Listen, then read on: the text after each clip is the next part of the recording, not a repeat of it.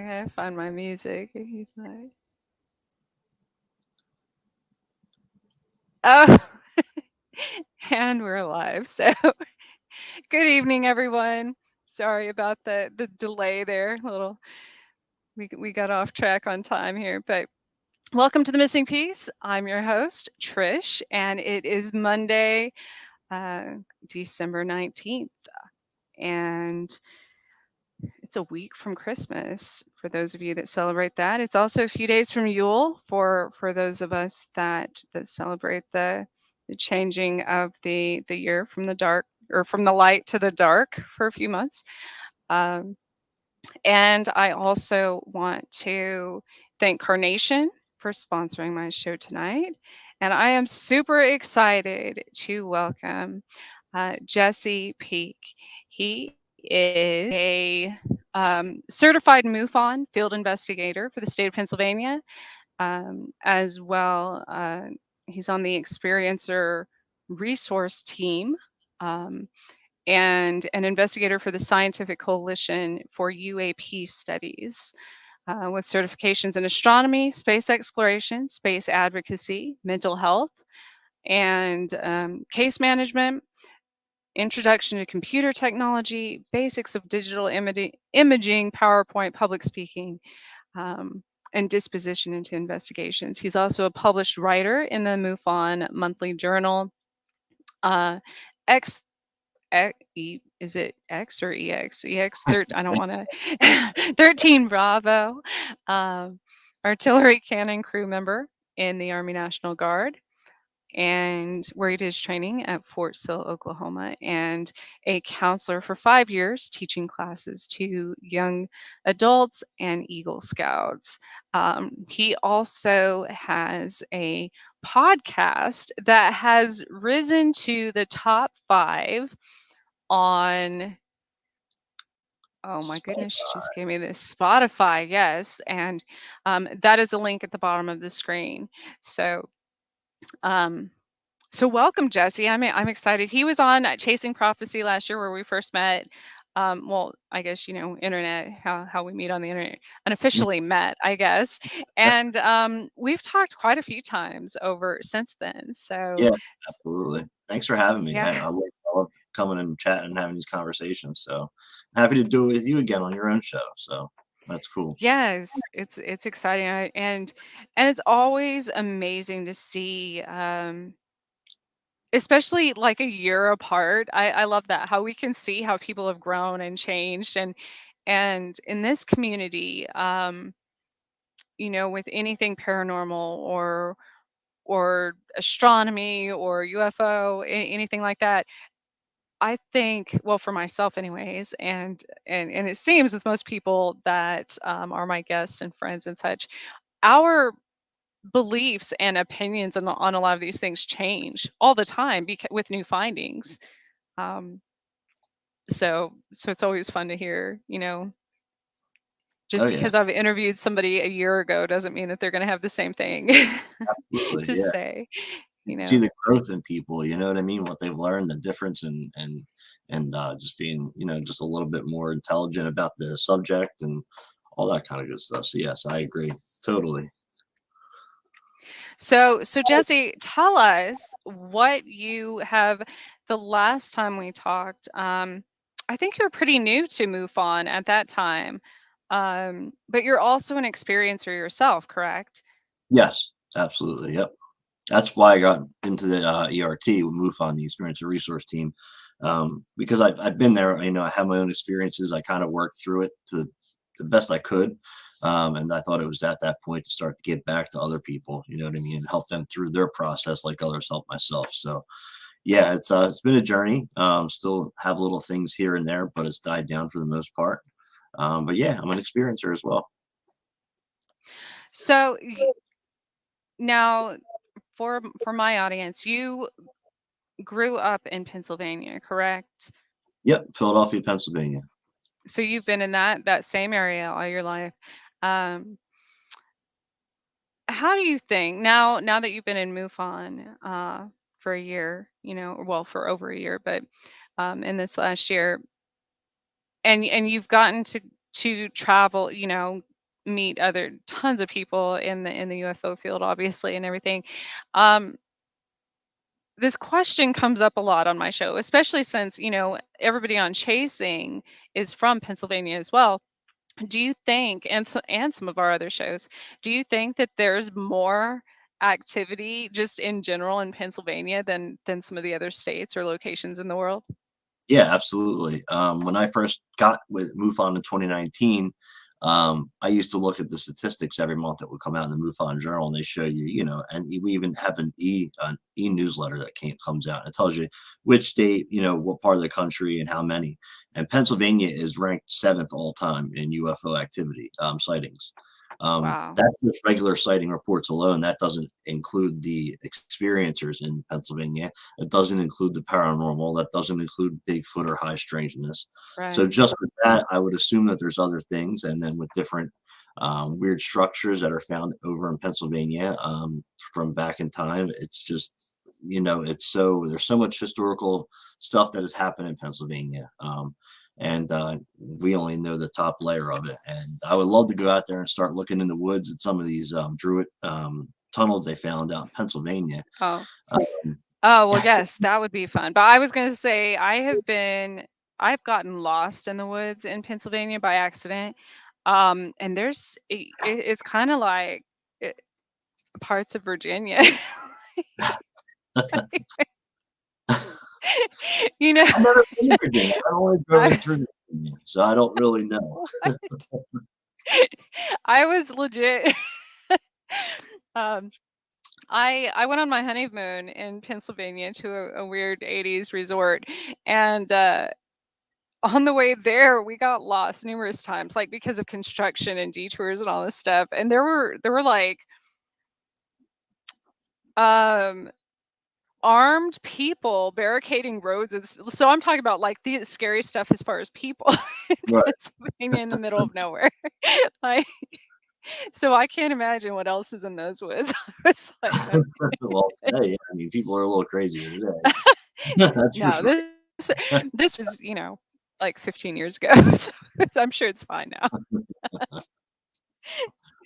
No, but that so Pennsylvania though, I wish I had a diagram of it, to show like Kansas, is on specific ley lines that obviously they were on part of like the UFO highway. So there's tons of activity here, but it goes up. It kind of curves up towards um Pennsylvania, right? Like it goes right through there also.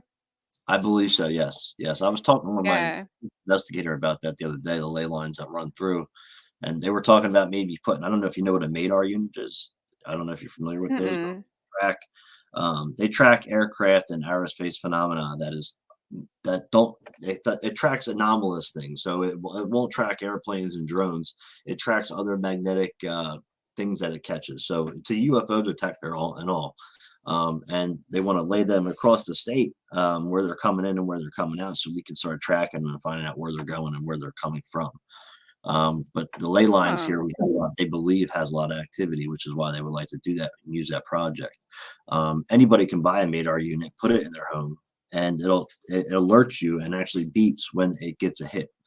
And then it also gives you the location, the longitude, latitude, where it was at, how long it was there for, all that data to collect, which is really pretty cool. So it's funny you brought that up because we are just talking about the ley lines. Yeah, I would be afraid to have in my if I had one of those in my house, it'd probably be going off all the time. Be like, it's over your house or something. There's Yeah, and the alarm, supposedly the alarm is like really loud, like a smoke detector going off. So Oh no. yeah. But I mean the real, guys that want to do it 24/7, that alerts them, they love it. So So for your website, uh, which I find this fascinating that you're actually doing scientific research on the electrical phenomena that goes along with UFO activity. So if you could kind of explain that much better than yeah, I can so too. we started Project Bat Tech 404 October 1st of 2021. So we're over a year now doing our research. And what we do is we investigate and research electrical malfunctions that are associated with UFO sightings or encounters. So we created a database. We got into collaboration with CUFOS and other big organizations. Okay, what's CUFOS for people that don't know?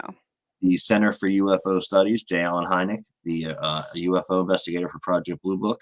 After he left Blue Book, he started his own organization to collect data on UFOs. It's still there in Roswell, New Mexico. You can go there. Don Schmidt, the Roswell investigator, now runs CUFOS. But we were sent over some EM information from them to put together with our research because most of the EM work was done back in like the 80s and 70s. It's really nothing updated with new information. And our technology has changed so much since then that there needs to be new data on this so we can understand, what it's affecting, how it's affecting it, why, how close it is. The health effects from it is what we're going to be slipping into next because it can cause temporary blindness. It can cause radiation. It can cause training, all kinds of crazy stuff. But we created a database. We put it up there. We've published a couple papers, and we're still doing research now. And we hope to get to a testing phase at a certain point, maybe next year.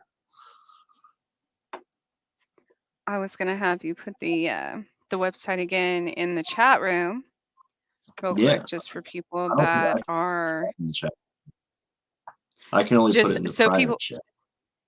Oh. I can't, for some reason, it doesn't let you do that on StreamYard. I can put it in our chat room. I send it in the private so if you want to share it.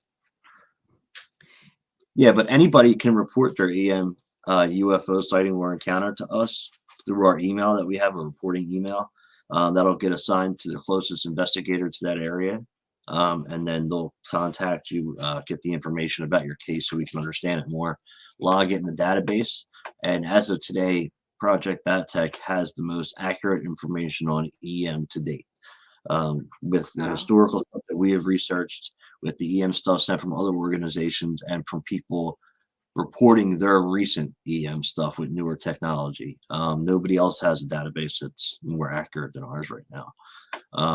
And we would love to get to a testing phase so we can start getting real actual data on how close these things have to be, whether this is some kind of part of their propulsion or if this is a button that they hit to make it happen on purpose, that kind of stuff. And there's instruments where we can actually recreate that and actually get some real data on it, scientific data.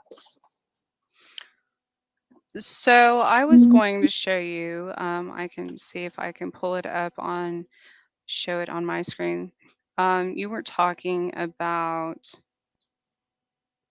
health effects of these things and I was like, that's perfect. Y'all could like make a book about my case, but most recently, it's funny that the name of your project as well. This was back in September 20th through the 22nd. It's usually around the 20th to the 22nd of any given month because those are specific portal days that they can travel on. But anyways, on the 20th, and I'm trying to pull this up so I can show everyone else too. I walked outside and there was a dead bat in front of my vehicle.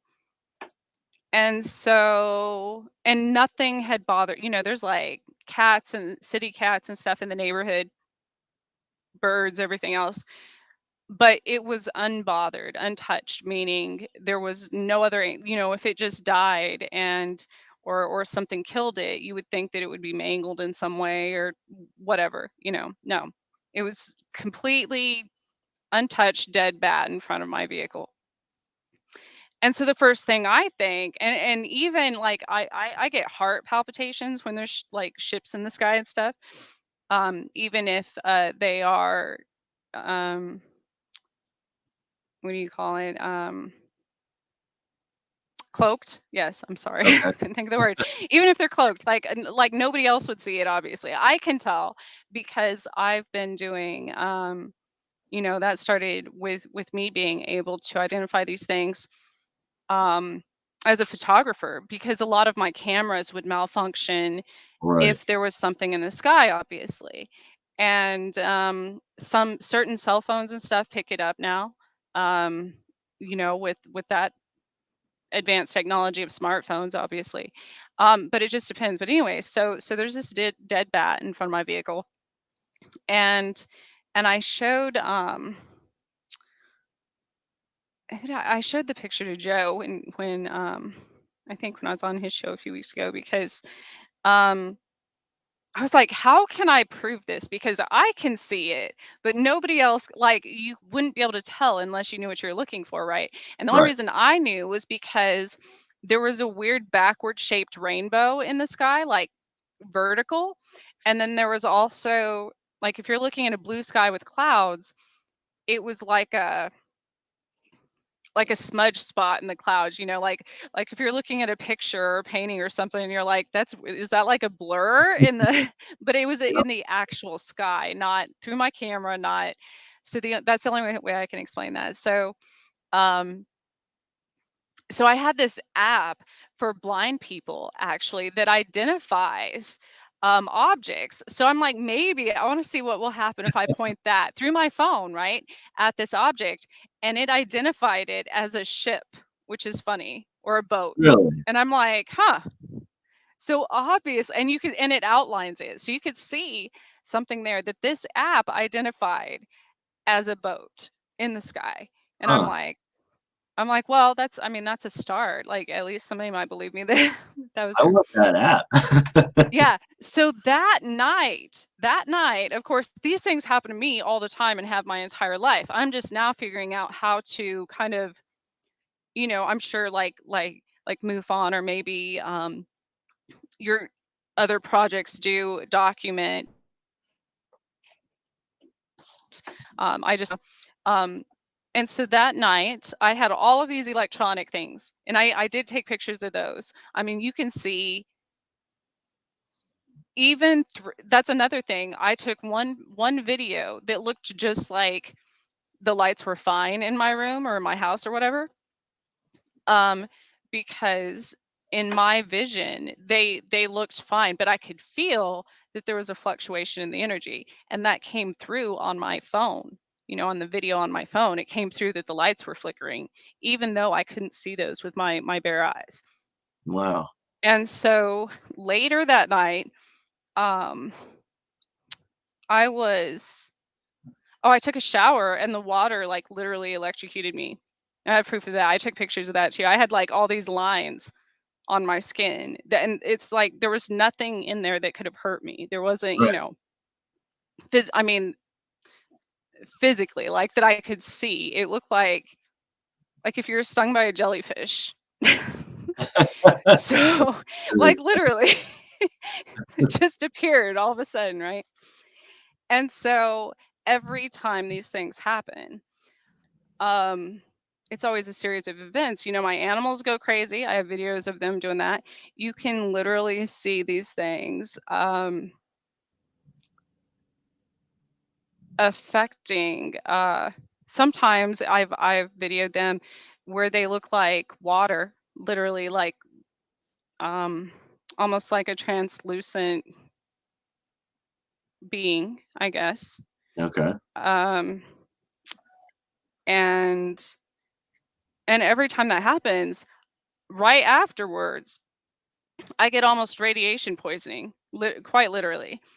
And the only reason I know that is because before I understood what was happening years ago, I would get really sick. My hair would start falling out. I would have weird, like, burn marks and stuff.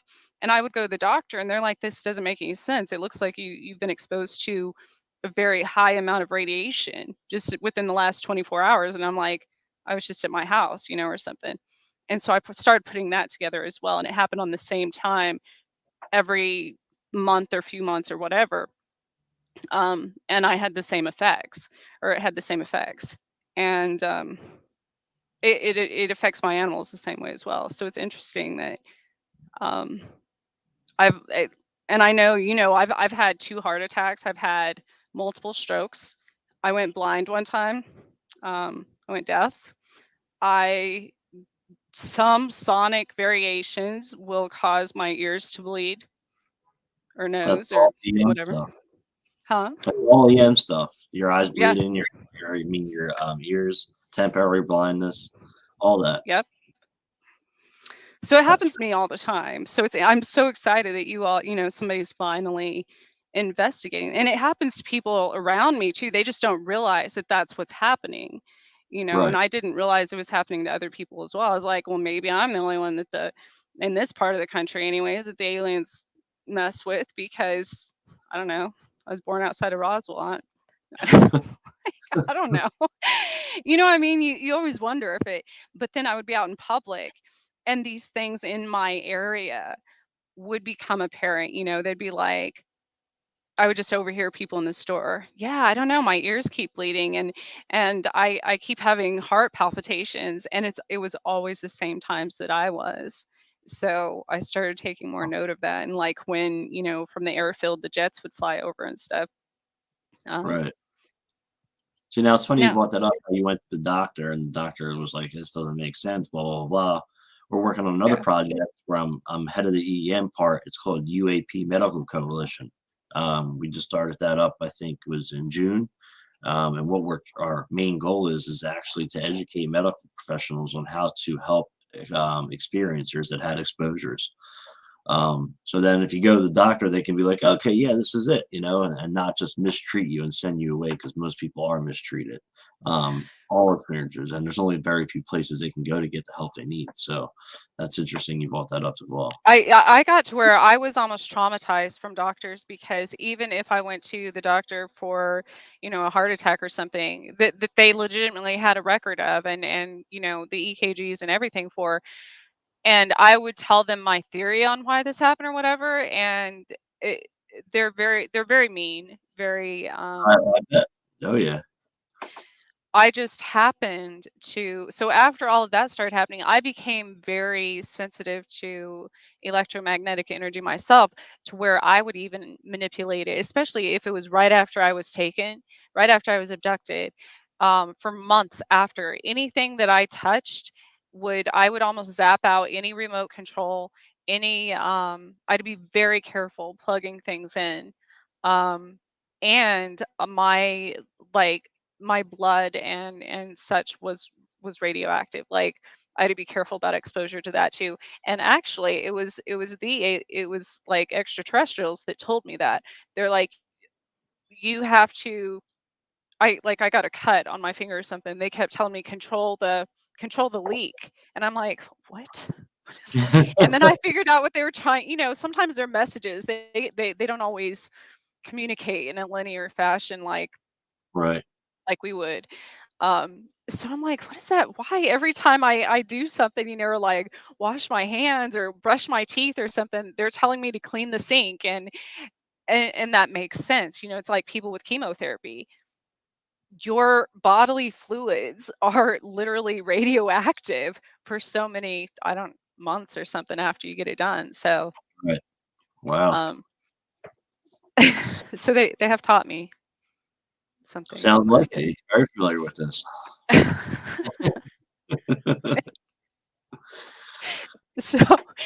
So, so your projects, I think, are going to bring about an entirely new, well, new data, anyways, but a new, completely new, different viewpoint, on the subject matter, and with doctors, that would help so much.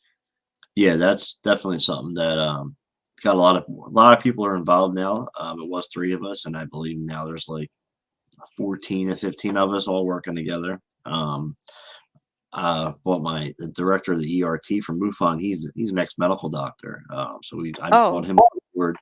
One of the other state directors who's part of the ERT, he's still a registered nurse. I just brought them as well and some people from my project. This way we can all get on the same page and help out. Ted Rowe, who's the director of NARCAP, he's the founder of this. There's a bunch of different people on it, and it's great. We created a forum. This way, anybody that's interested can get involved in the conversation. communicate on the forum with us, ask questions. You can go, we have a website, it's uapmed.org. Check it out. You can see who's all involved with the project. You can check out frequently asked questions, just see all the different information, the affiliates with the project, where we're getting information from. And it's all to help experiencers, because really it's MUFON ERT, or you can go to Opus for help if you're an experiencer. There's other little groups, but those are the two main ones, you know what I mean? And there needs to be more help. And if they can't go to medical doctors and get the correct help that they need, then there's a problem. And that is an issue, because most people will get sent to the loony bin or Yeah. get medicated up to where the point where they're not even physically alive anymore. Right. So it's about making the changes that are important in this field, and not just going and investigating case over case over case. So let's actually do something a little different this time. We've been doing this for 75 plus years, really haven't gotten nowhere. So let's kind of change the aspect of this and help the people that are really giving us the most answers in this field. Experiencers are one of the biggest keys to ufology, and people don't realize that yet.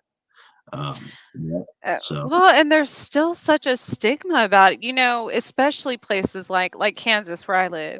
I mean, now I'm not the same as a lot of people here because I didn't grow up in this state, but I have got, I finally got to the point where I don't care what other people think about me. If I want to, I'm either going to die trying to find help, or you put a message out there and try to find help right, yourself. So right, so that was the point that I got to. But I do know, and I didn't realize until I got more involved in this community, that there's so many people that are experiencers, because it would be something like, I'd just be talking to my sister or something openly about UFOs, like out if we're at a restaurant or something.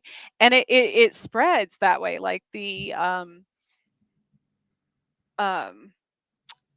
people around us would be like, they would just come forward right. and start say, I've never told anybody this, but I've had this and this and this happen. And so people are starting to open up more, but it's still very, the small towns especially. And I'm sure it's the same everywhere, but the small Yeah, I towns mean, in my area and we're stuff, we're and experiencing like this right. religion, and I'm sorry. It kind of oh skipped no, a little I bit. didn't hear the last thing you said. Sorry. All right. No, what I was saying is, we're experiencing that now with some of the people involved in UAP Med. Some people can't go out public that are working on this project. Right. And then I have scientists working on the project, Project Bat Tech, and they can't come forward. When I was putting it together, I wanted to put all the team members on the website, and he was like, "Can you just leave me off because of my career?" And because he's in aerospace, he works for the Canadian Space Agency, and it's like he's worried about what the kickback would be if he comes forward that he's involved in a subject like this. And it's a shame, because people should be allowed to do what they want to do. And now with the government coming out and clarifying that this is a real subject and this is happening, you would think the stigma is raising a little bit, but it's still there. You know what I mean? Right. It's we got to get that going and get that taken care of. And I think the more information that comes out from the government, that'll kind of help. We're supposed to get that second report. It still hasn't come. We're still waiting on that, but we did. They did sign the new NDAA, so hopefully that'll have some good info coming from that. But we got to get rid of the stigma first. Well, and there's still, that's what I'm saying. Even if the government and media and everything else, science, um, is more open to all of this, obviously, there's still, because I do it as well. People still worry about what their families think, or what their Yeah, church, or whatever. um and I've been disowned from a lot of those things most of the time. So but I'm saying I understand why people, just like you said, the different people with their jobs and such, that is, right. Yeah, I um kind of I kind of got that feedback when I was started getting into this field. People were kind of like questioning me of why are you getting into this kind of stuff. But then I'd hit them with the fact is that there's things flying in our skies that we have no idea and can hurt people and kill people, and we need to yeah. figure out what these things are. It's a national security thing, and then they're like, "Oh." okay, now I get it, and then you get into the field, and after a couple months, friends and family start coming over every so often and saying, "Hey, you know what? That one time I had a sighting too," and you find out how many people in your family and friends actually had sightings themselves that would have never Yeah. said nothing to anybody if I wasn't in the field. And I'm telling you, there's probably a lot more than I can count. It's just sad. Oh, yeah. And another thing, um, see, I used to think that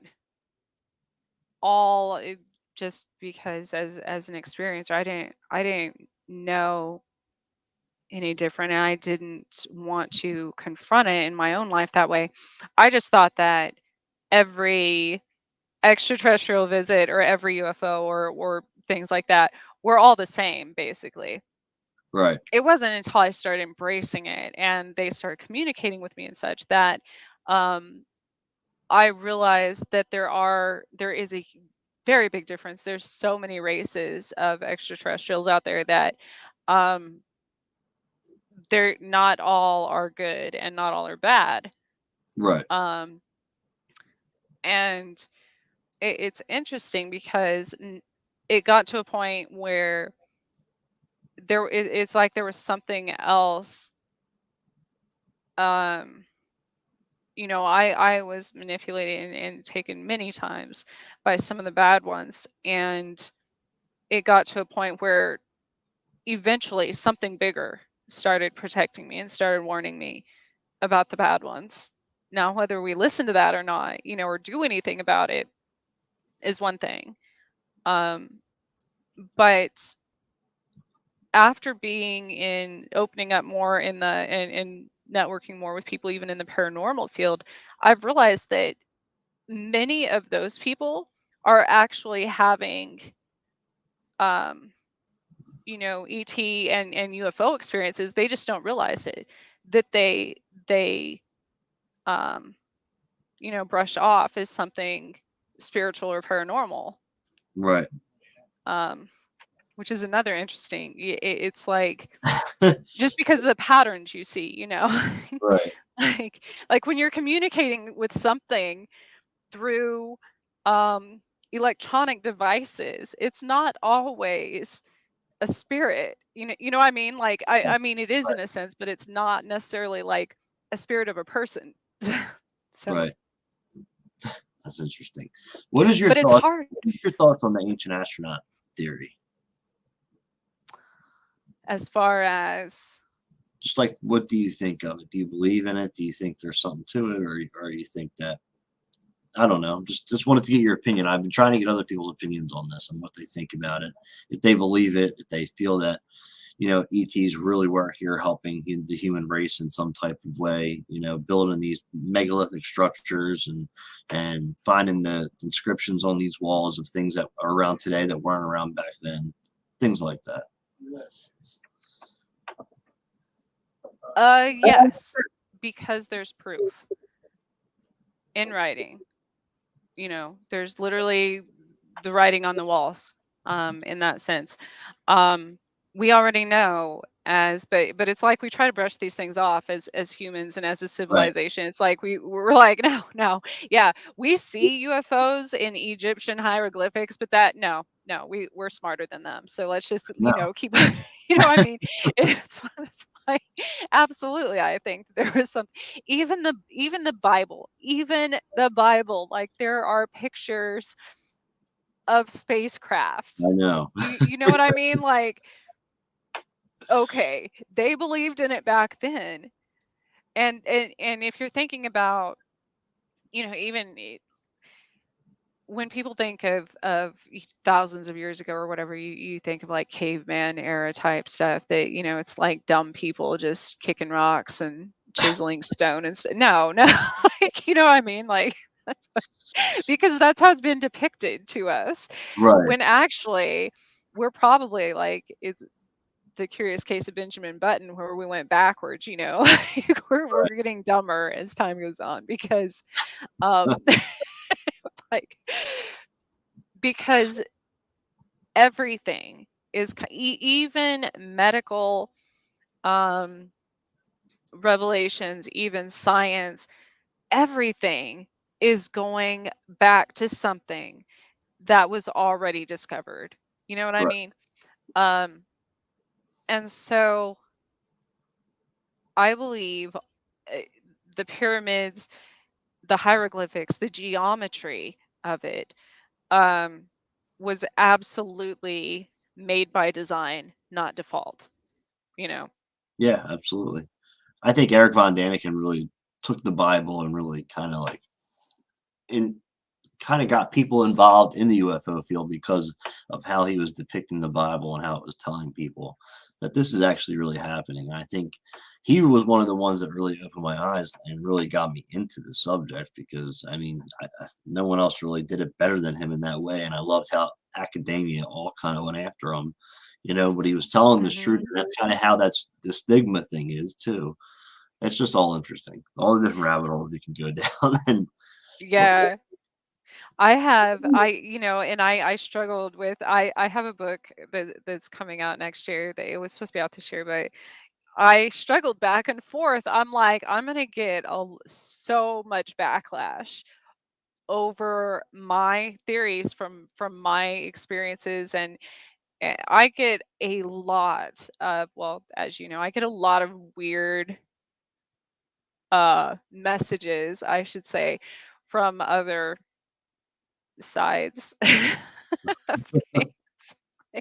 Like stuff that I wouldn't know, that wouldn't just come out of my d- right. especially after these visits, actually, after these electronic, I get all these like they call them downloads nowadays. So I get all these downloads, and I've started to document it and write it down and stuff. And I'll forget I did that, completely forget. Like I won't know at the time that I was doing that because something else was probably, Channeling through took you. over my body channeling. Right.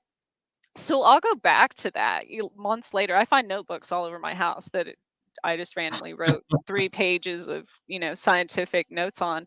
And I'm like, there's no way I wrote that. There is no way I know that about quantum physics. You know what I mean? Just something random. I'm like, like, that sounds way too smart for me. That's not It's good that you write it down though, so you can find that kind of stuff later on, right. you So know? then I actually, after I go back to these things that I've channeled in automatic writing, then I research the science behind it, you know, trying to put two and two together to see if something is actually possible or does make sense, to make it make sense, because I'm one of those people that kind of has to see things to believe them, or have like some sort of, even if I'm not trying to prove things for the sake of others, it's myself, and I think we do that as humans too, kind of.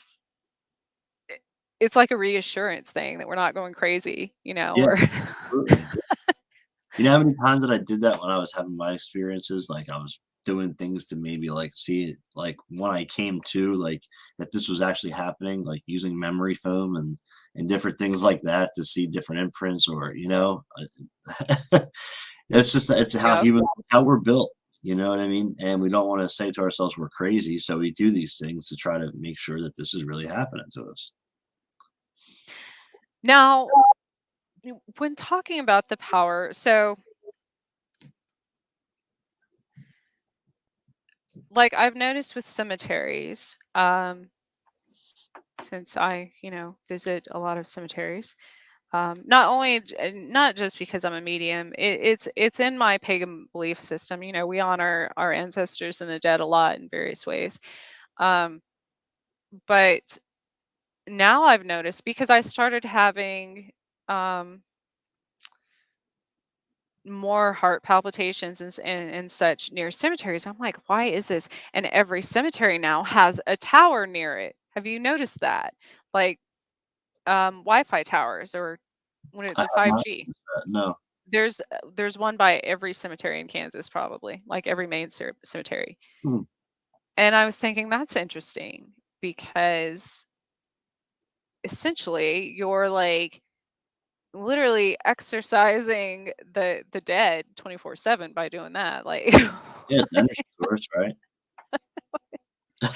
So so if we're trying to you know raise some demons in this world, then that's probably going to do it. So Yeah, but But I thought of that because there's always been a lot of UFO activity by these cemeteries, and I thought, I wonder if that has anything to do with the towers, like the vicinity and power grids and Wi-Fi towers. I believe that 100%.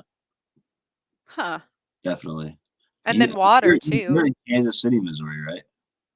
I'm in Topeka, so Okay, because is but that but we close? have all this activity between here and the other side of Kansas City. Yeah. Yeah, because you guys just had a flap a month and a half ago, a really big flap. We actually got like over 100 sighting reports in Kansas City, and they only usually get like 30 a month.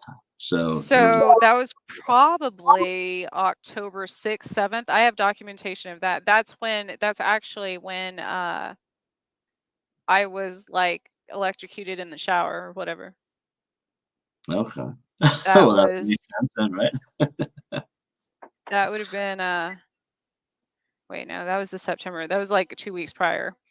The second time I videoed the stuff in my house too. My stove caught on fire. My electric stove caught on fire on its own. That was the October one. And then after that, after all, so here's the thing that nobody's putting together, which is highly concerning to me, and I always recognize it, always. So I don't even leave my house during those days because I know what's going to happen. So after that time, yeah, the my stove caught on fire October 5th. This lasted through October I want to say October 7th-ish. But then the aftermath of this, so then I have a picture of all this hair that fell out on or October 7th. Yeah, that was the time. So right after that,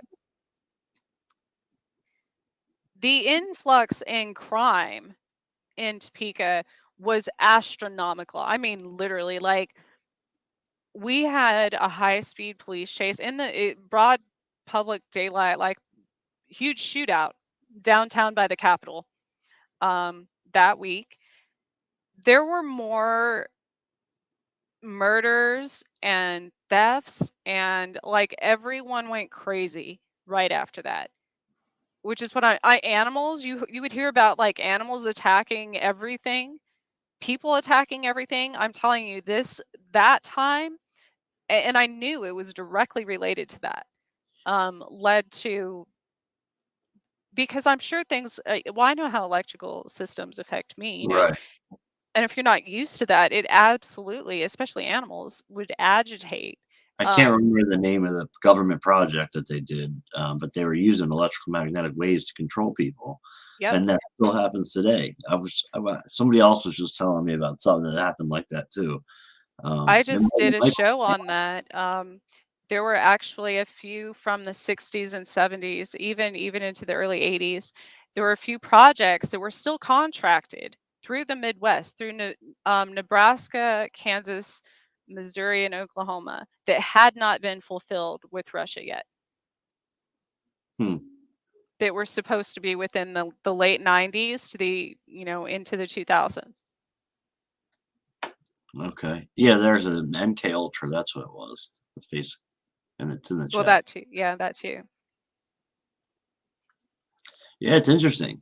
This is why I like this electrical stuff, man. And I had it happen to me. That's why I started the project. I had a sighting with my dad, and my phone malfunctioned. It was a brand new phone.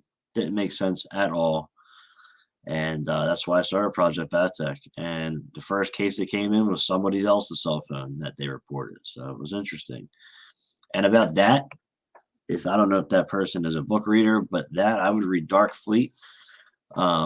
It's all about Antarctica and the reptilians and the secret space agent, the space secret space programs and all that good stuff. I'm reading it now, and it's one of the most intriguing books that I've ever started to read. So, what's interesting about this is,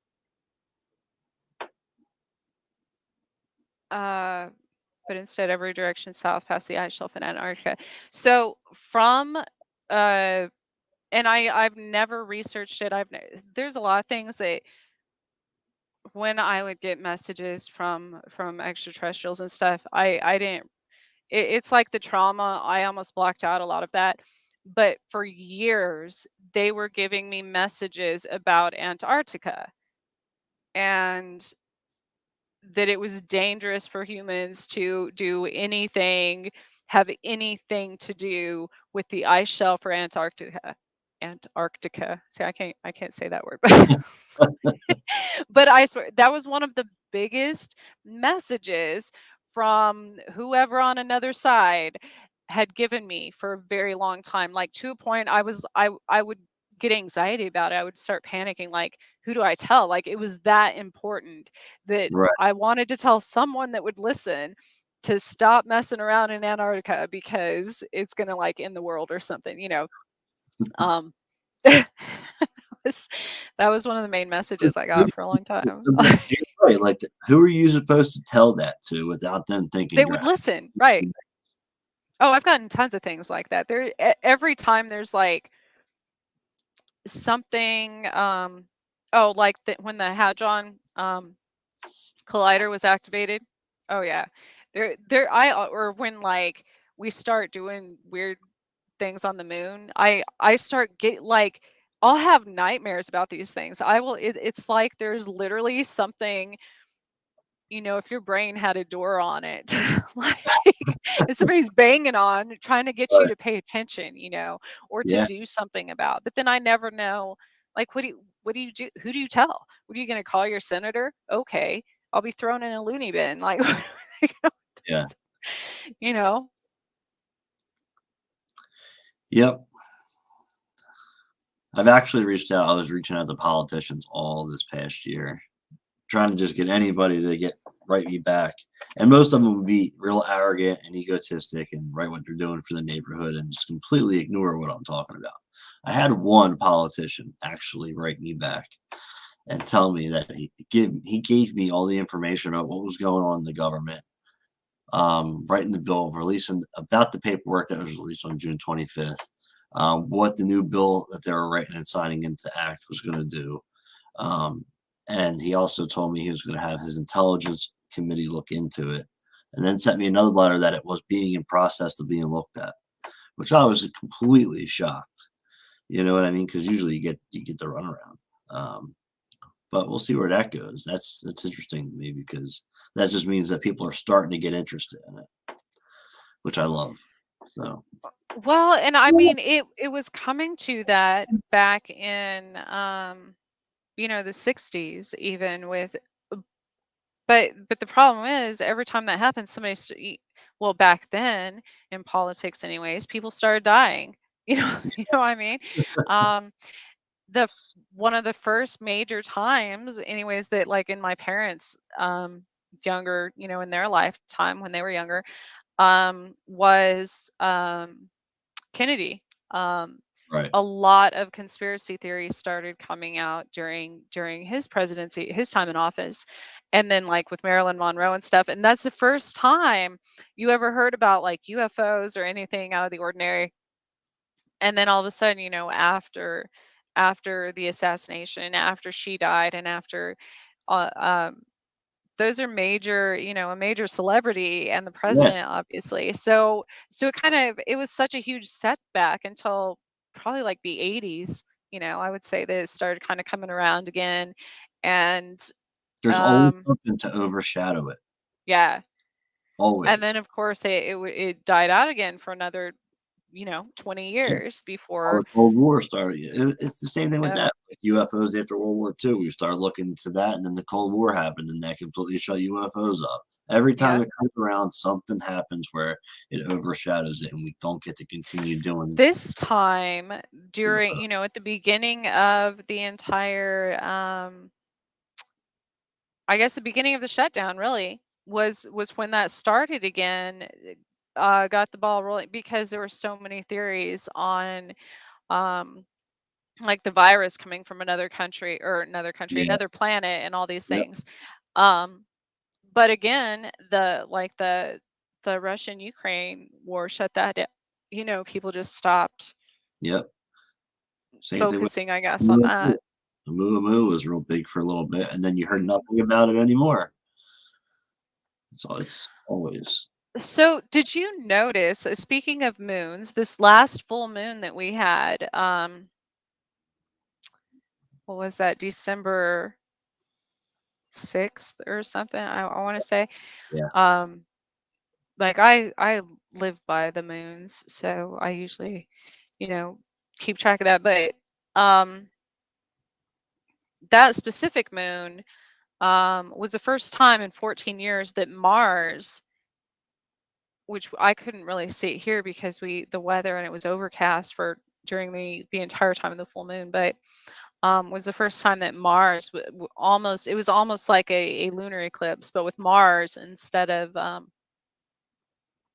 the sun and the Right. moon. And did you have any increase in reports during that time? I don't know. I would have to check, but I know I've gotten a lot of stuff this past month. A lot of cases, a lot of ERT stuff. So that could be why, maybe. I always got messages about Mars, that Mars would conquer man or something. From the time I was little, and I never knew what that meant. I'm like, what's that? I'm like, oh, Mars. They would say like and especially when I was little, I didn't know what they meant by like the giant red planet and all these things. Um, so that's always something. Every time I think of exploration of Mars, I think of that because that was a very um, repetitive message as well, that about Mars. So I don't know if something bad is on Mars and Antarctica and Yeah, but I'm an advocate for the Planetary Society, so I try to keep up with everything that's going on in space, like the meteor shower that just happened a couple nights back, all that kind of stuff. But sometimes it's just too much all at once to pay attention to every little thing that's going on. I overlook stuff sometimes. It happens. and see, that's what with me, I don't research these things. I don't, unless something comes across my radar intuitively to research, then obviously I do. But otherwise, I guess I don't always want the negative or like the just all the BS, involved. Like I don't want the filler stuff. Like I either want factual scientific evidence Right. or to back things up, or like real person accounts, experiencer accounts and things Right. like that. I'm not worried Um, about Balthazar. I'm not worried about Area 51 anymore. I'm not worried about right. Area 52 or any of the fucking military bases or any of that crazy shit that has been debated since the beginning of time. It's Yeah. about getting the real information that's going on now that is in play right now with the Yeah. phenomenon. So things now that I research are absolutely, when I know this is coming, I know how it's going to affect me. I already deal with that. So I've gotten that conquered, kind of. You still never really get that. But but how is it going to affect my surroundings, meaning my city, which is literally turned upside down when these things happen because the crime, my kids' schools, things like that. It's just like when was it, over the summer, when it wasn't the summer, it was the beginning of so it's happened September, October, November, and December now. September, I believe it was when there was a mass school shooting threat at like four schools between Kansas and Oklahoma in one day. In one day. So it was Kansas City, Topeka, Wichita, Oklahoma City, all at the same time, all on the same day. And then right before that or right after that, there were tons of reports of UFOs. So things like that are what is more important to me than, Area 51 and things like that. Absolutely. I agree totally. I'm on UFO Twitter, so I see this kind of stuff all day long, and it's like I don't care about any of this kind of stuff. You know what I Yeah. mean?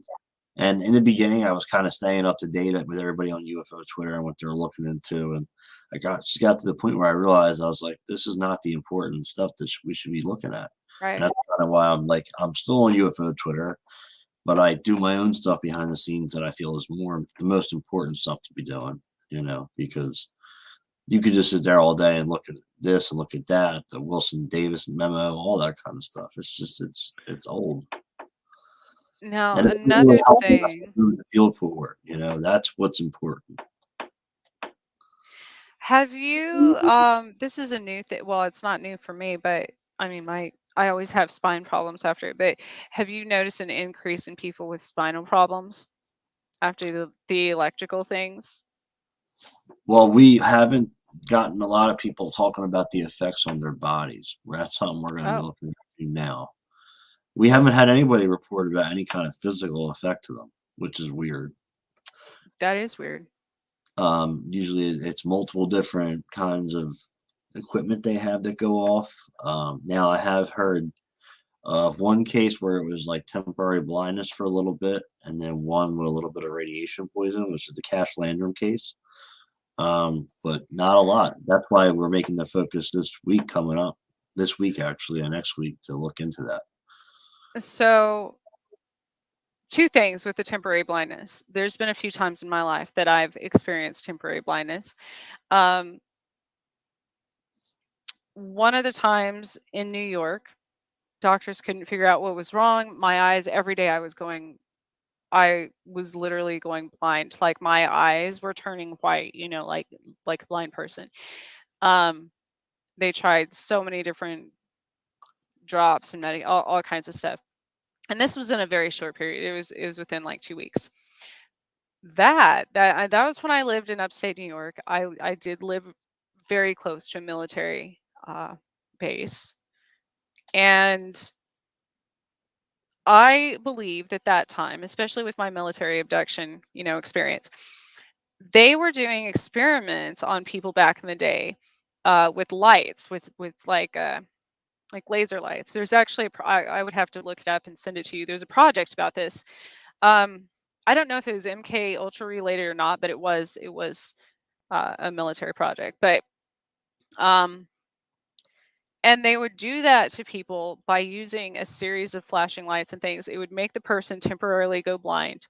But after that, they would be able to see in like infrared and different, very like almost night vision, which I was Huh. after these things.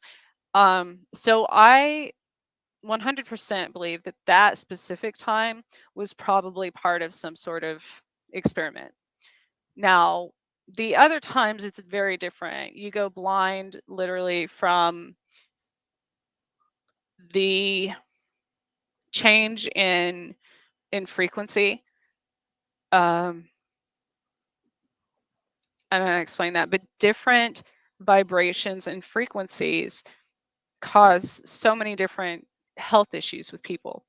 And different ships, when they enter our atmosphere, our environment, um, if it changes the frequency too too fast, it's almost like divers. Like you can't just come Right. up Can't just come out. because your lungs will collapse, right? So what it does to humans and animals and plants, any living thing in that area, it's too much of a change too fast, and that's what would cause the blindness. Um, That's interesting for sure. um, See, we were also looking at there's uh, what's it called? Cosmic rays that bring in extra frequencies and yeah, EM naturally. So you got to solar count that, flares too. right, and that too. You got to count that plus the ship. You know what I mean? Is it, and then also is it the propulsion system too doing something? That's a big question I have. Is it the propulsion system, or are they specifically pressing a button and making your electronics malfunction? And that question keeps coming up again and again every time someone wants to talk to me about the project. They're like, yeah, I really want to know if they're doing this, or if it is the propulsion system. Like, to know that difference would be a huge step forward. I think it's both. I think it's both because That's how, yeah, I always am warned when I can't go out in the sun because of the solar flares specifically. Like specific solar flares, I 100% know on those days how that's going to, because everybody has electric cars nowadays too.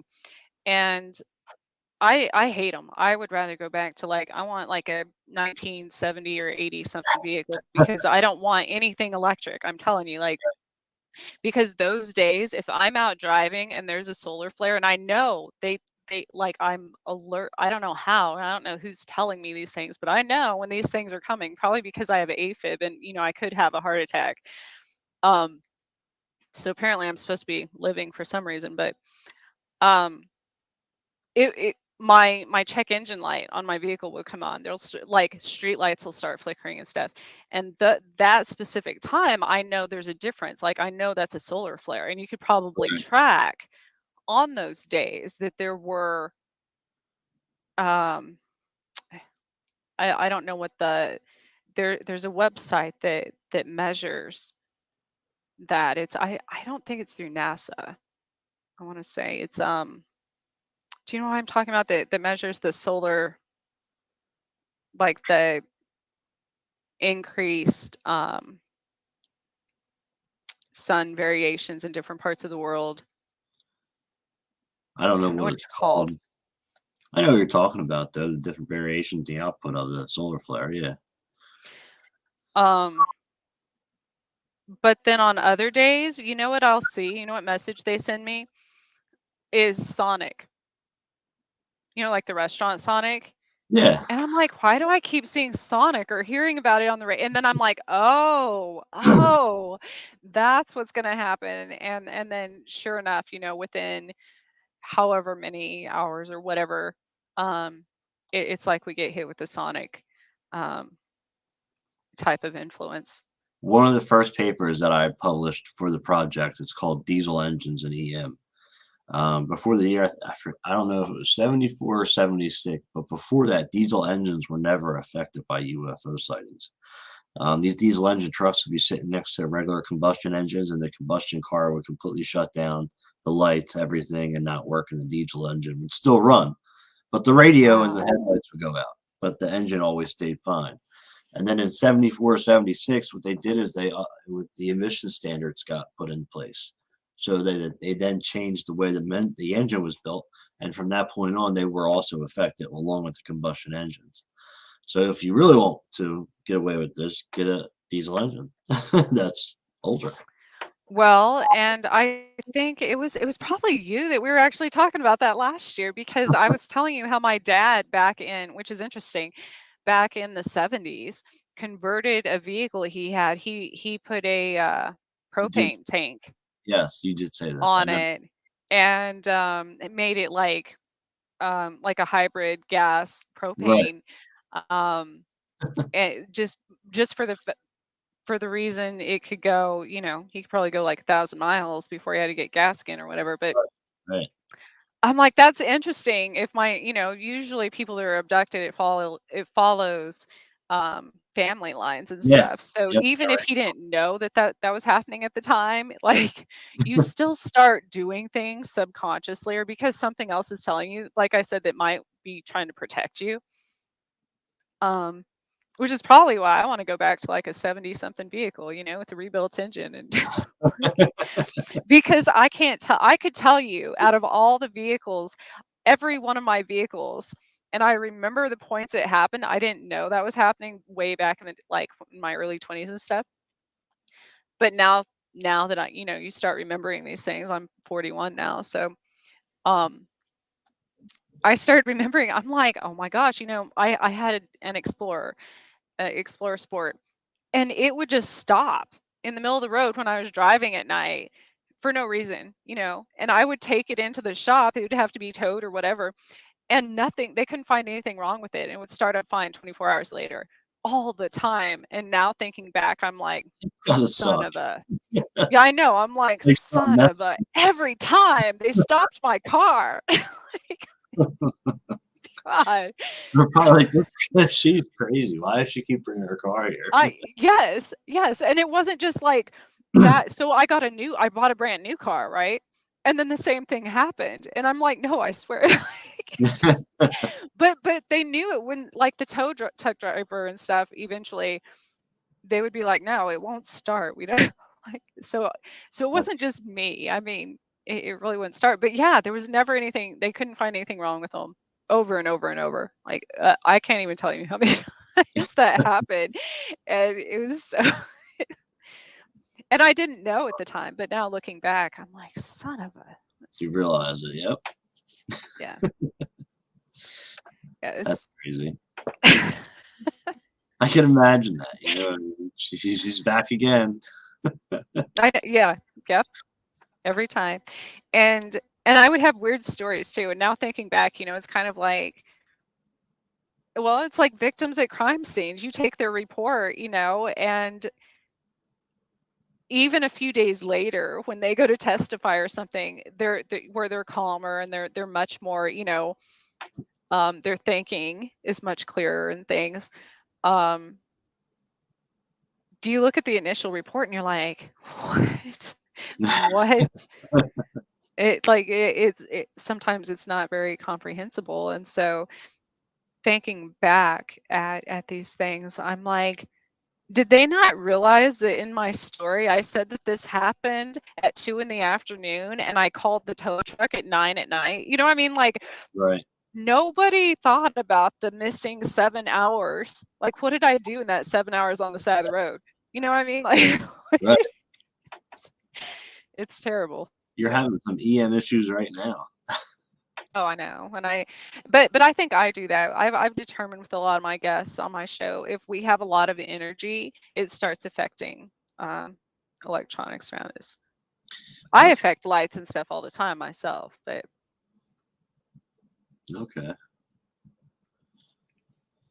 you were Yeah. talking about doctors. I knocked out, after my last heart attack, I knocked out both my doctors' EKG machines when they got Really? near me, and almost his TB. Huh. Yeah. But luckily, he was the first one I've ever met that had studied the electromagnetic effects on the human heart. He was a specialist in that area. Have you ever tried like getting readings from yourself with like an EMF reader and all that kind of stuff? No, but it would probably be interesting. Yeah. I'd want to do that immediately.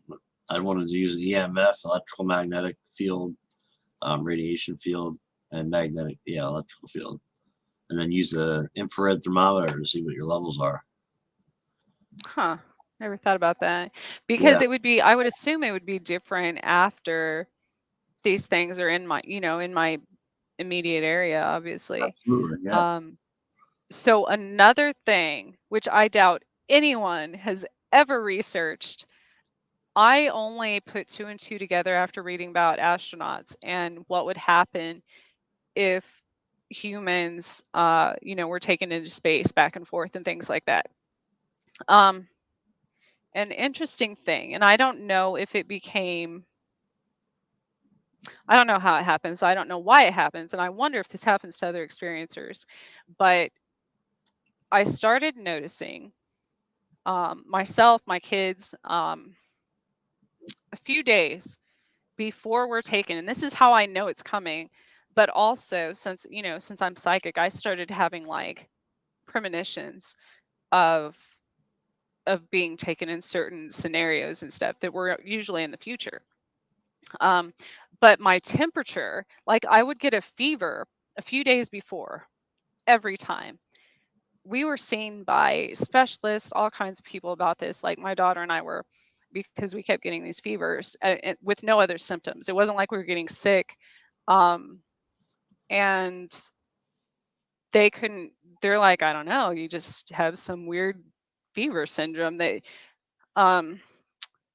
I was reading about and looking at scientific theories of what would happen to humans if you went into space and things like that so many times or whatever, or astronauts.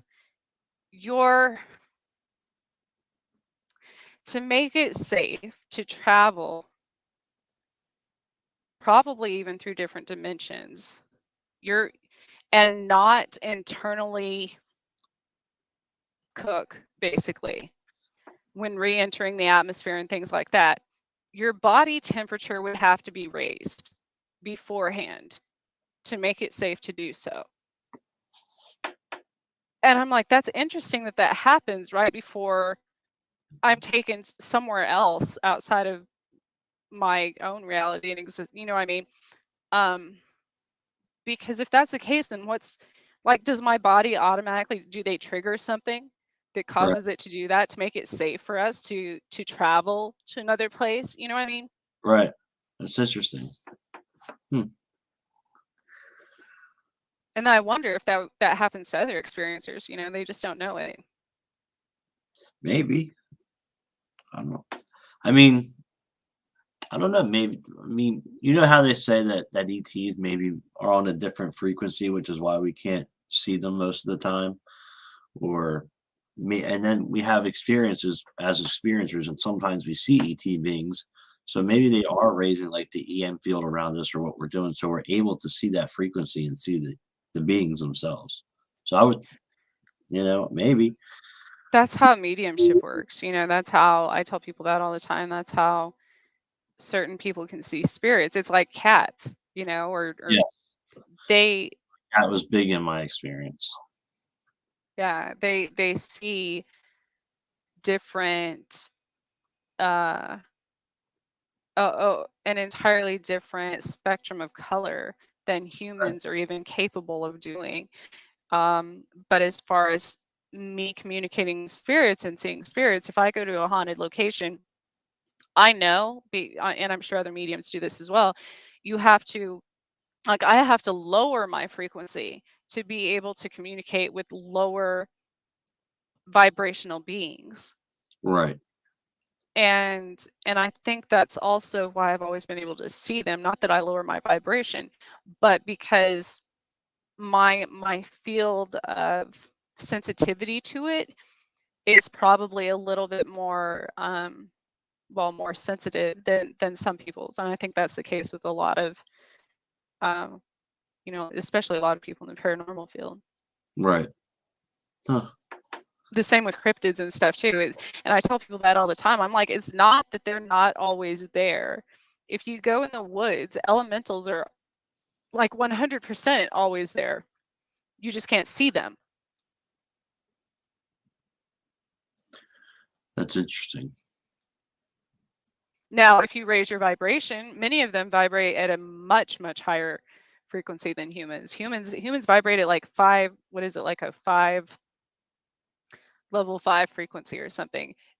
Many of these entities are like in the hundreds. Like their Merkaba, literally, like their life force, their chi moves faster than the human eye could detect, and that's why they come across as orbs and things like that.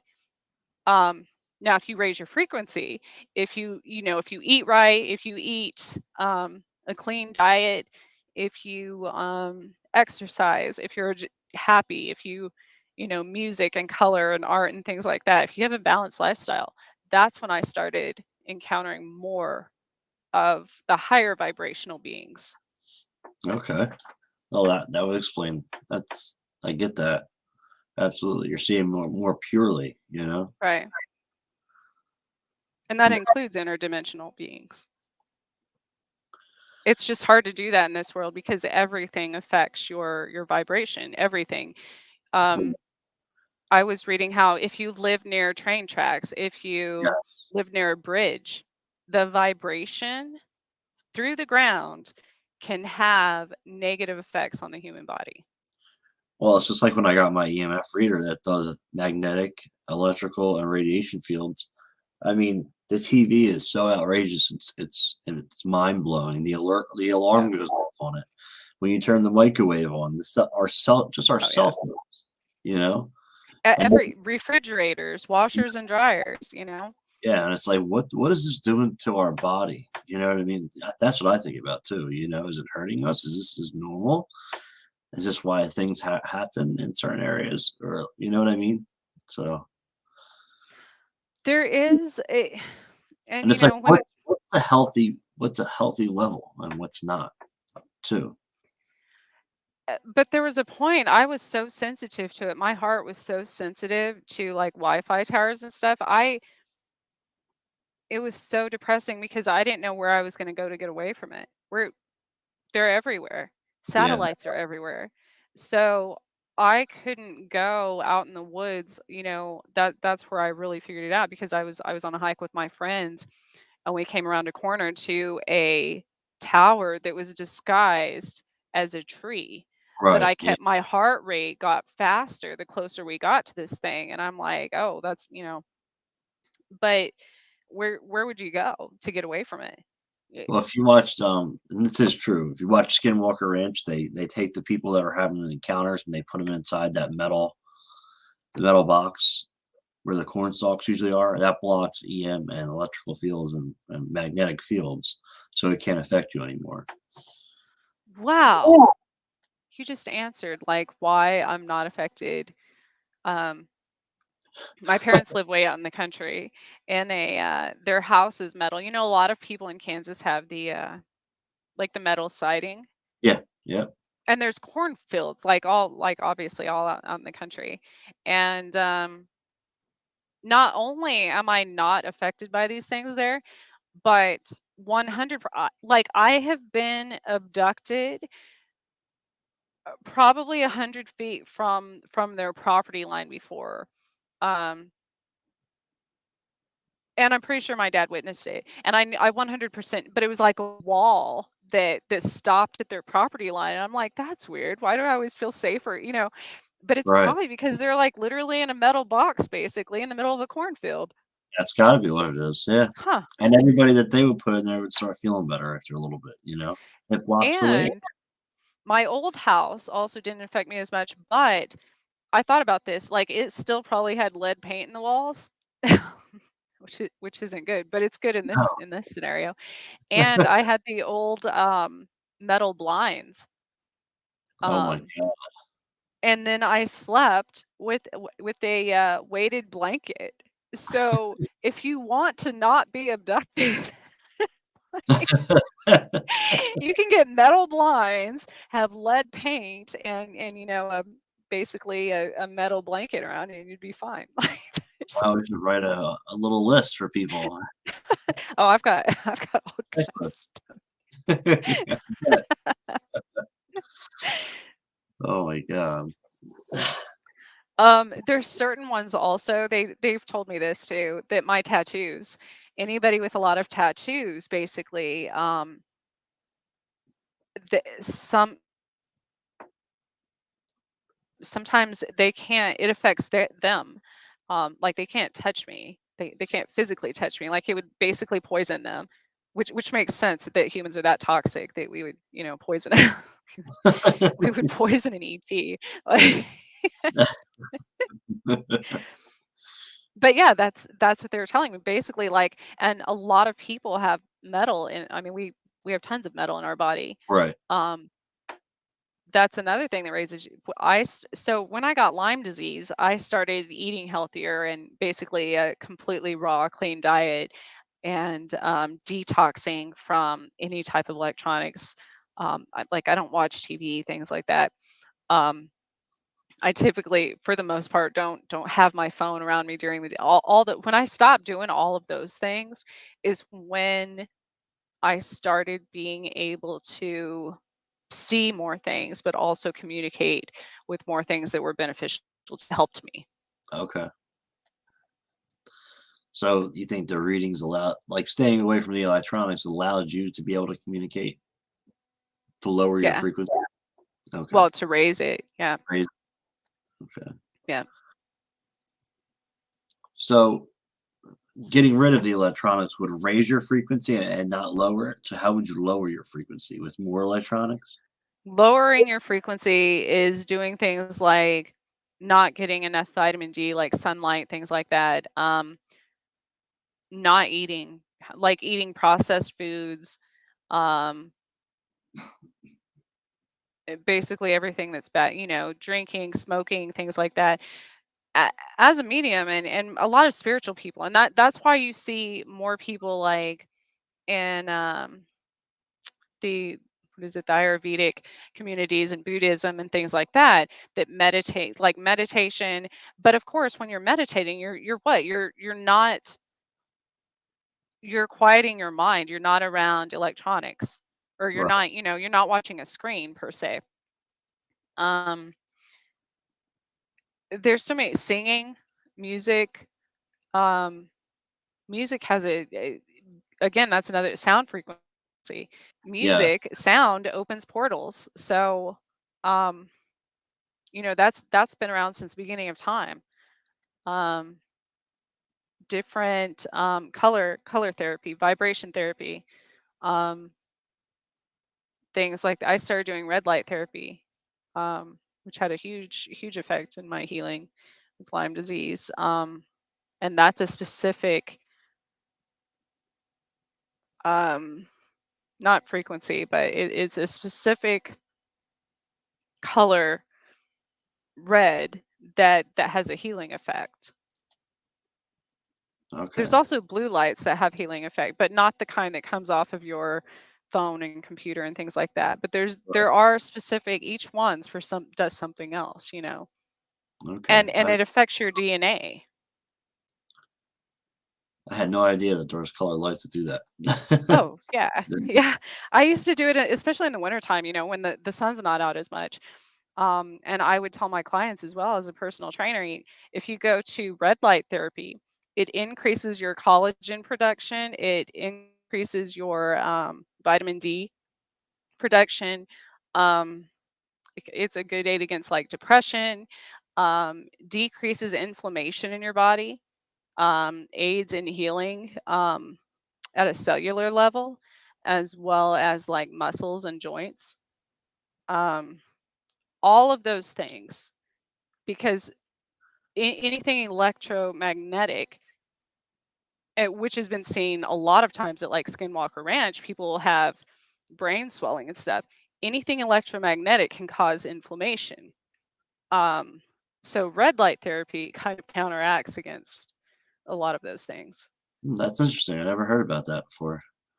Well, Ex- and I'm sure that's actually probably from ET technology. Come to think, come to think of it, they use a lot of different color therapy, as well as it's used in like the cryotherapy and the like laser surgery and things like that. It's just good to recommend to experiencers that are having issues, you know what I mean? Yep. To help them get to a better state.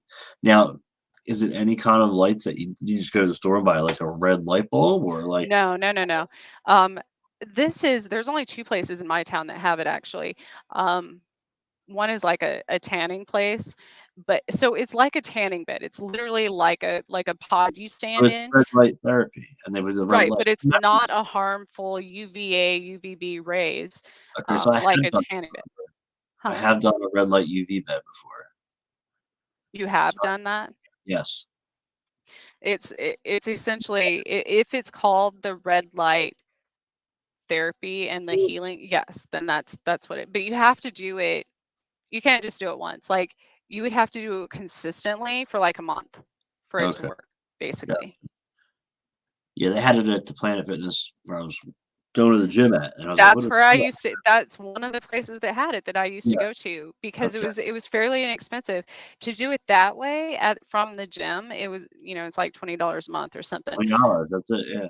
If you go to like a medical place that has the exact same machine, it's probably like 100 and something a month because I used to do that too. But Yeah, no, I'll pay yeah, the 20 and do that. right. Yeah. So you have to do it for like 10, 12 minutes at a time, probably 3 to 4 times a week to start with. But it literally made such a difference, like night and day difference in my life. That's great. After I got past like the trigger, it was weird for me being in like a pod of red light, obviously, as an experiencer. Like that scared me.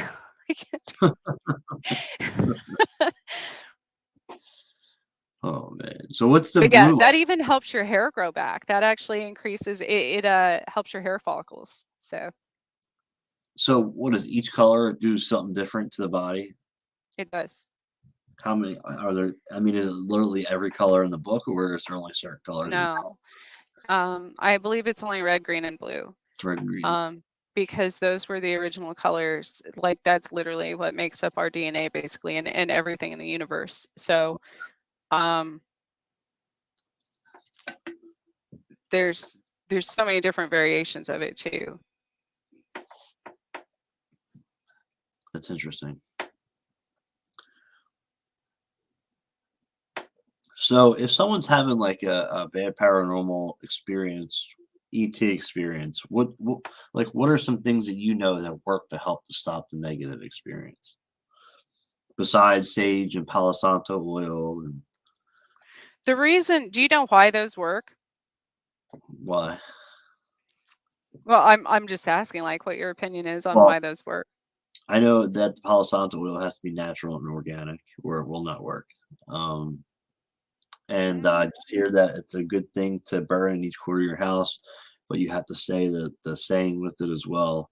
Do it every day. Put the Palo Santo oil on your body. Do the same with yourself, and then burn sage throughout the house too. But it can't just be done once, like you said, with the lighting. It has to be done every day. I don't know why exactly it works. I have no idea. I mean, shamans used to use it, so Well, right. I mean, I do have, yes, there is a spiritual side 100% as far as certain it's more because of the plant or the tree that it's coming from, um is also an energetic being or entity, but the reason, which is what I went to when I said like tattoos and stuff. So there was one time when something really bad was coming, and I knew it, and something else warned me beforehand. And gosh, they're trying to get me not to say this too, because it helps people. But they're telling me like anything, any type of perfume, cologne, oil, anything at the time that you have available. I got to where I used to carry around the most obnoxious perfume from, like, it was like my grandma's or something, from that kind that like makes your eyes water. It's so potent, from like you which is what it does to them. So that's the same thing of like, these theories of eating garlic and certain herbs and things like that. That's why. That is exactly why. So there are certain beings that are bad that cannot, they are so sensitive. They absorb literally everything. It's almost like sponges in our atmosphere. They absorb smells and tastes and oils and stuff, and it's so harmful and obnoxious to them. It's like poison to them. And I'll tell you the craziest story of why I know this, because that time when I knew something was coming, and nobody would believe this, but if you ever have an experience again, and it, the new iPhone, well, this was a few years ago, but it was my iPhone. When iPhone started being able to identify something, like a frame in a picture, Yeah. like a person's face, and a lot of people started doing like, thought it was identifying ghosts and stuff. Yes. So when I knew this thing was like in my living room or something, and I couldn't see it with my own eyes, which I can see spirit, so I knew it wasn't a spirit. I put my phone up.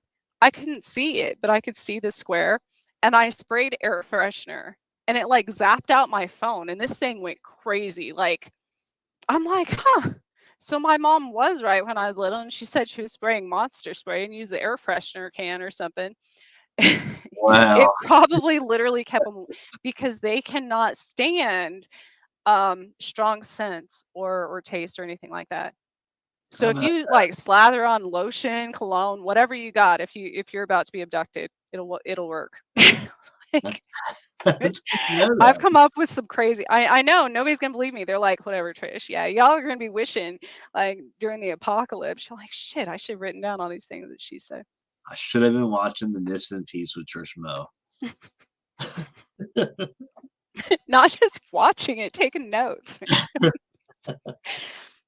I'm serious. People think I'm crazy, and then it'll come out. Watch, they'll be like, "No, we've investigated like something." It always happens that way. Like, I'm like, because my family does this. Like, they'll be like, "Didn't you tell us that years ago?" I'm like, "Yeah, yeah, but now you listen because somebody says it on TV." Like, Right, right, absolutely. like the car thing. Yeah. Oh my Here, God. everybody's getting electric cars, and that's stupid because they're either going to get hit with an EMP or they'll get abducted because they can just shut it down anytime they want. Or your car will get possessed and lock you in it itself, you know? Yeah, I'll never ever have an electric car. Mm-mm. It's stupid. It's just so stupid. It's ridiculous. And then you gotta pull over, and then you gotta plug your car in and sit there for a half an hour Yeah, just screw to charge that. the battery. I live in a place where, like, to go anywhere is at least 45 minutes between towns. Uh, So we'd be screwed. Like, yeah. because I think they only last like 50 minutes, you know, without a charge or something. So, Yeah, I'm good. I don't want none of that. I laugh at people when I see them driving. I'm like, and then I see them at the gas station sitting there, and it's like I pump my gas in 2 minutes, and they're still sitting there for another half an hour. I'm laughing at them. Like, yeah. what's wrong with you? And I've seen videos where they blow up at the charging, or like the charging station blows Yeah, up. tell me you catch fire. Yeah, it's No, insane. no, thank you. I've already been struck by lightning and like electrocuted and stuff. There's no way you would get me to be charged like Maybe having some fun with you. mm, We got Trish to get an electric car. Yes. no way.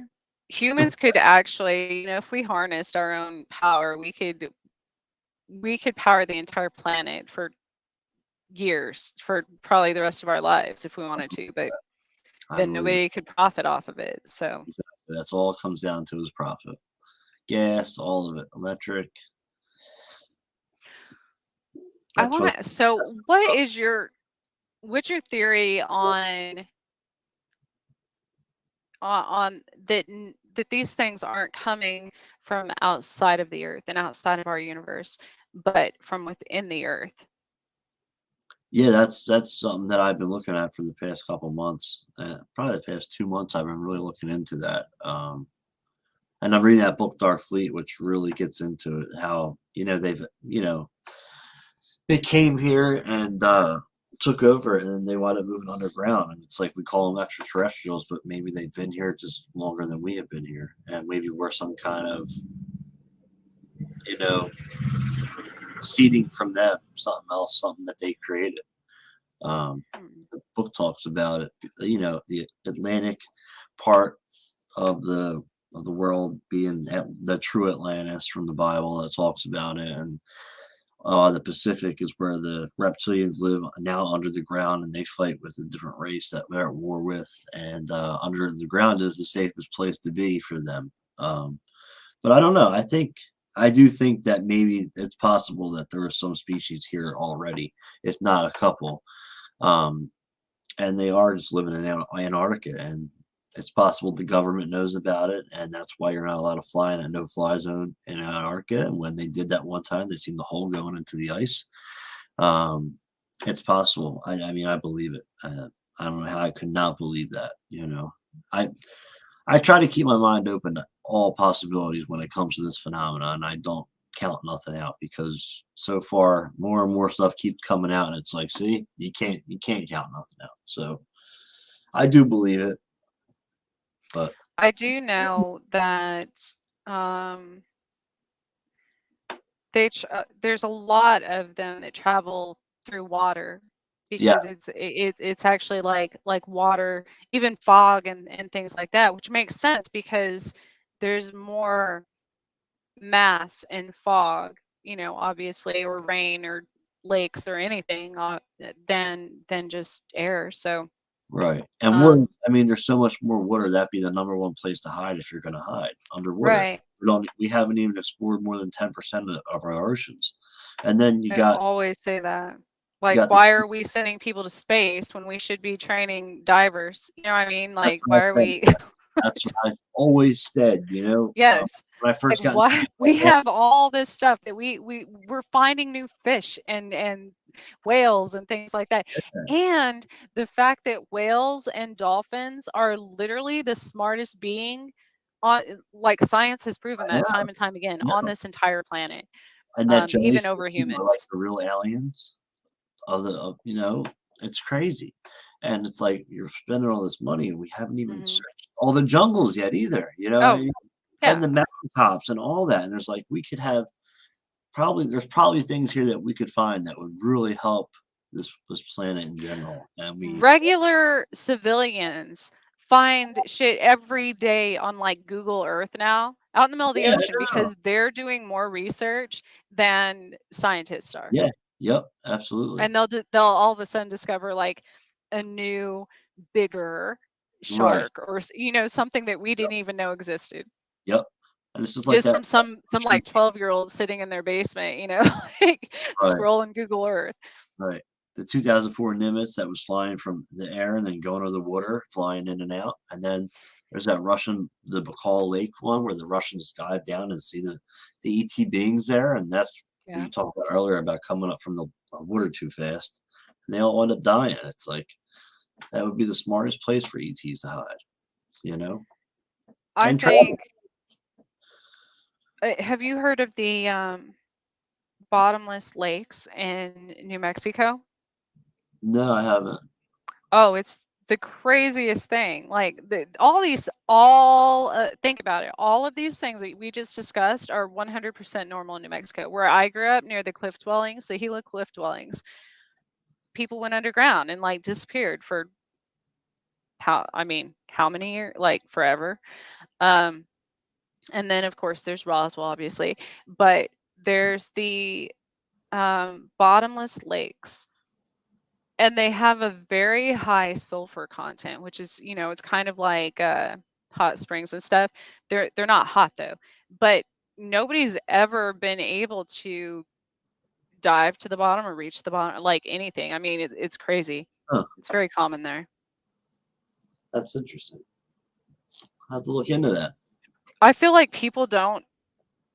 There's a stigma about New Mexico too. I feel like people that aren't from there are like, nobody ever investigates or researches it because it is kind of scary. Like I'm feels dying good. to go to Roswell. I am dying to go there. I want to go there so bad and go in the fucking, excuse me, the stupid museums and just go look at everything and It's very touristy now, but it is, it is interesting to see. I want to nerd out, Um,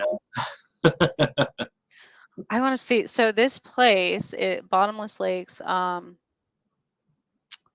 it is. I can't think of the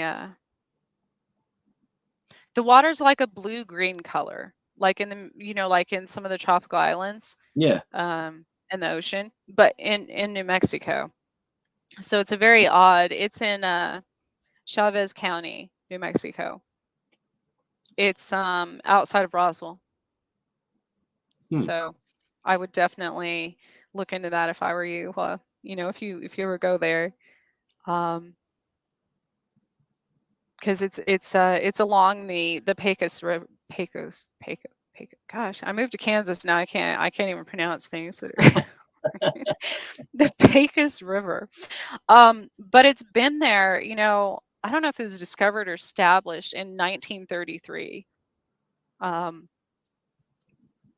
but they're small, like in diameter, but there's no end, like they're deep. Hmm. And then another thing which you should look into um, is Carlsbad Caverns. They have the flight of the bats. There's, I don't know, thousands, if not millions of bats that live in the caves there. I do not want to go in those caves then. Have you ever Oh, seen it's caves with amazing bats? though. Yeah, but then isn't there like bat poo all over the ground and roaches running around and Um, it's really cold in those caves, so and there's still a lot of water and stuff, and they have the what is it, like the stalactite, what are the crystal thing. It's yeah, real like, so the bat, is it guano? Is that what it's fauna, called? yeah, Like, something like that. yes, it has created. It's crystallized. It's actually really interesting. I almost became a scientific researcher, um, and moved there this last year Wow. for that specific cave. I would have lived like right outside the entrance to the cave, actually, and gotten to research the bats, which would have been amazing. Um, the reason all of that, and the name of your, the project, and the dead bat outside my truck, the reason all of that's interesting to me is because I'm a lot like, after studying bats and dolphins and all of these different birds and animals that navigate via sonar, which is vibration, right? I can identify with that because it affects me. The way I know that these different ships and why they affect me so much, or even like uh, different sonic fluctuations and sonic warfare and things like that, is because it makes me very it I get my directions turned around, almost exact opposite. Like, I'll be so confused as far as my coordination and things like that is how it affects me, and I would assume that's how it affects these animals. Huh. With their ability to navigate, and maybe even like people, it would be interesting to see when these things happen, because I can tell on those days also there's weird car accidents, like people be driving off bridges and stuff, that just don't happen on a normal basis. I Right. mean, they do, but not that many in a day. Yeah, there's definitely something to that for sure. You know, and it's just like when you see like the birds and the flocks, and you see them all fall out of the sky or something at Oh once. yeah. I've seen that a couple different times. It's extremely strange looking, but it has to do with some kind of magnetic field or something changing the way the air is, or the space and time, all that. But I really want to know like how the brain reacts to EM and how it all works. We have some stuff, papers that were sent to us, and a couple things that I found, and I really want to dive into that and look at it, and see the I different would ways. start with biofeedback. What is that? That's basically the fluctuations in your brain activity, like how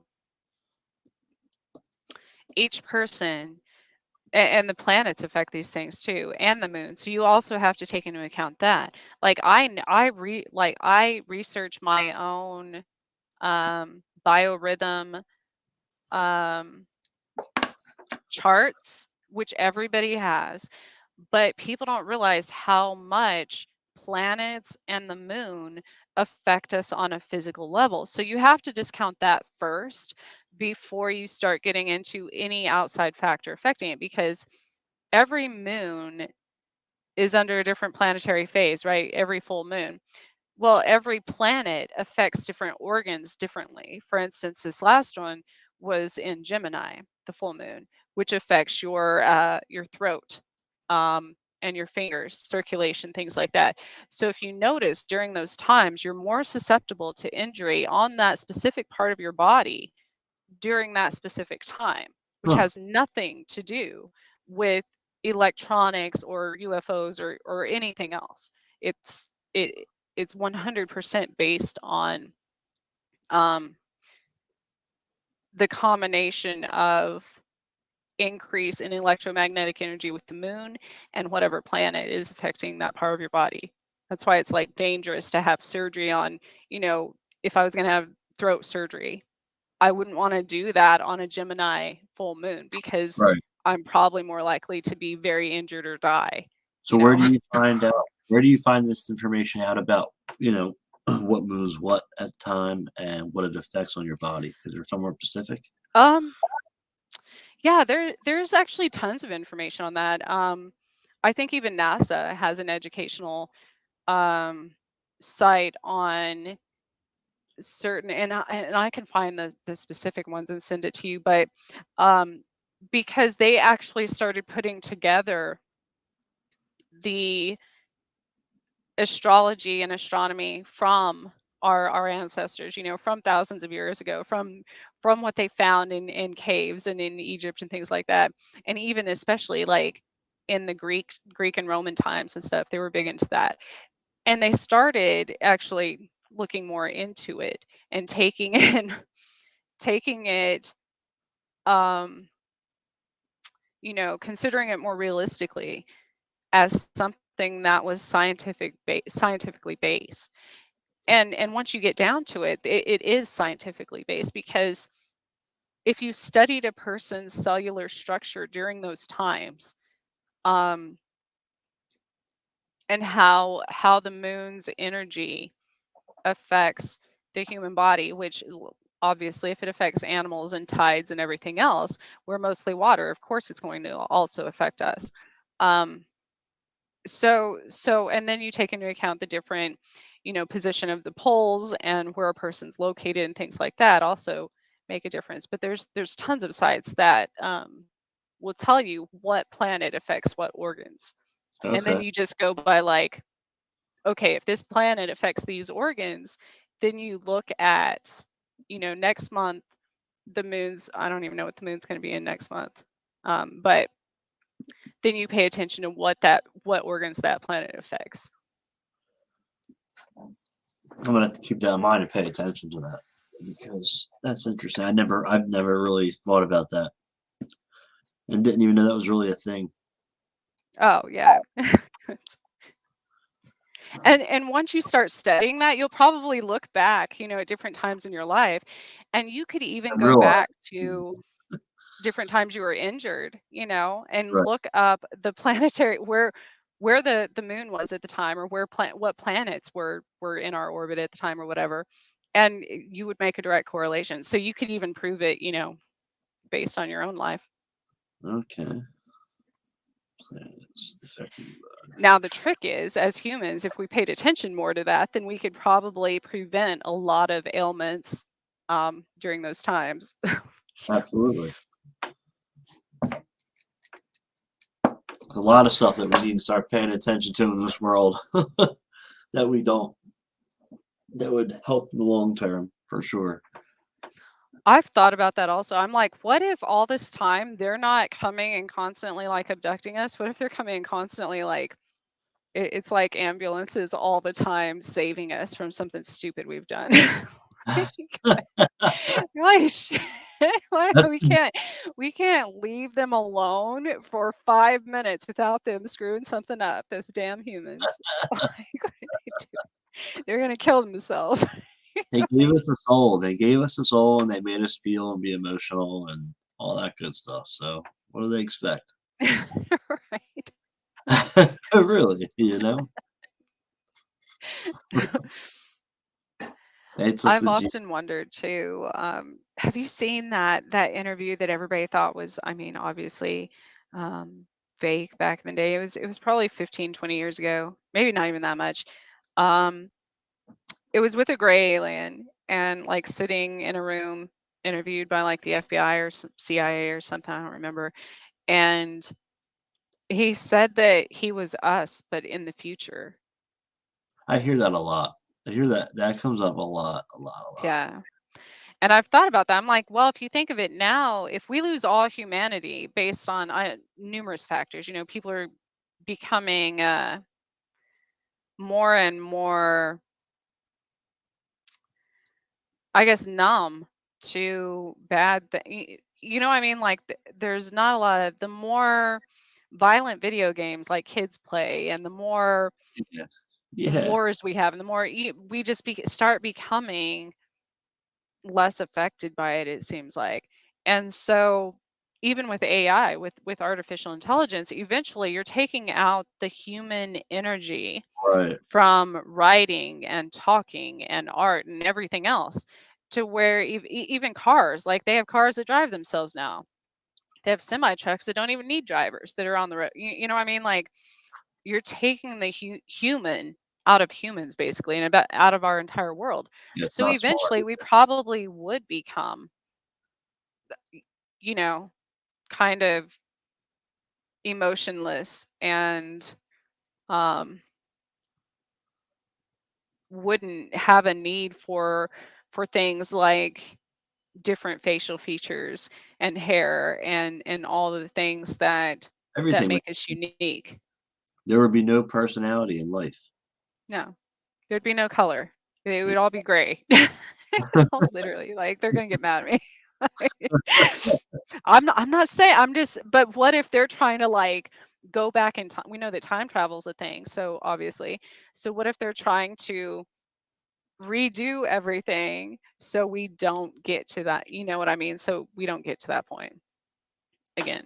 That's possible. I mean, maybe. All possibilities are endless when it comes to this. I think they can do just Wow. about anything they want.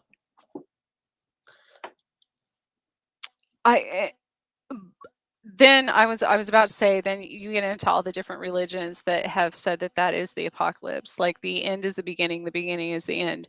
So if we're headed towards that, and then you go back and think about like Egypt and things where they were bald and they were kind of, a lot of things they did made them seem void of emotion or Yeah, like that yeah, human, empathy.